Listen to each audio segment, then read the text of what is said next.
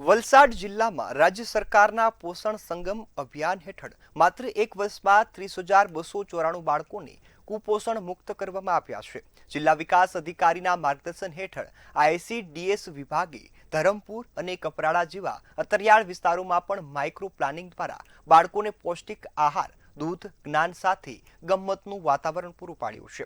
આ પ્રયાસોથી ગંભીર કુપોષિત અને અલ્પ વજન ધરાવતા હજારો બાળકોના સ્વાસ્થ્યમાં નોંધપાત્ર સુધારો આવ્યો છે।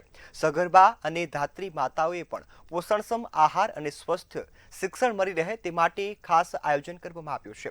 વલસાડ આજે સ્વસ્થ બાળક સ્વસ્થ રાષ્ટ્રના સંકલ્પ સાથે રાજ્ય માટે રોલ મોડલ બન્યું છે।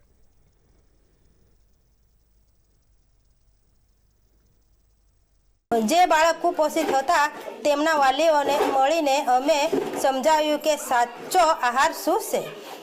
પોષણ સંગમ કાર્યક્રમ હેઠળ અમે બાળકોને પૂરક આહાર અને જરૂરી દવાઓ સમયસર પહોંચાડી છે। મને જણાવતા આનંદ થાય છે કે છેલ્લા એક વર્ષમાં વલસાડ જિલ્લાના 30,000થી પણ વધુ બાળકોને કુપોષણ મુક્ત કર્યા છે।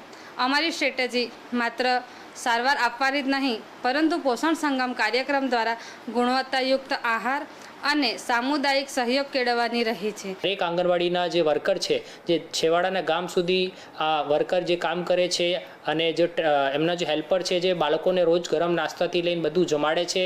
પછી આંગણવાડીનું આખું તંત્ર જે CDPO બહેનો છે, મુખ્ય સેવિકાઓ છે, જે આમાં કામ કરી રહી છે, જિલ્લા લેવલની ટીમ છે, PO સાથે જે બધા અહીંયા ડિસ્ટ્રિક્ટના મોનિટર્સ છે, એ બધા અને સાથે સાથે જે પબ્લિક ફંક્શનરીઝ, જે ચૂંટાયેલા પદાધિકારીઓ અમે સહકાર આપ્યું છે, એમને એક જાગૃતવાનો મુદ્દો બનાવીને કે કંઈ પણ સરકારી ગ્રાન્ટ આવે તો એમનું આંગણવાડીમાં સારું ખર્ચ થાય અને જે સરકાર આવી રીતનું ધ્યાન આપી રહી છે, તો આ બધાના એક સફળ પ્રયાસ માટે હું બધાને શુભેચ્છા આપું છું અને ઓર ઉજ્જવલ ભવિષ્યની કામના કરું છું।